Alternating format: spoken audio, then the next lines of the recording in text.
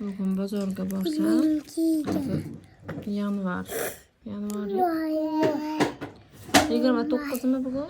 28mi, 29 bugun chislar. Bozorda shunaqa mevalar sotgan ekan.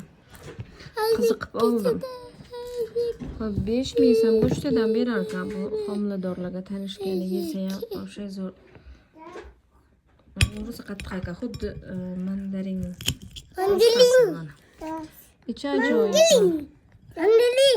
Mandarin.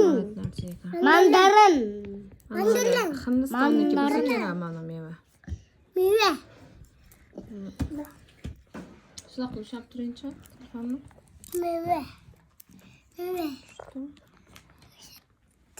Buni ichini ko'rsangiz juda ham ajoyib.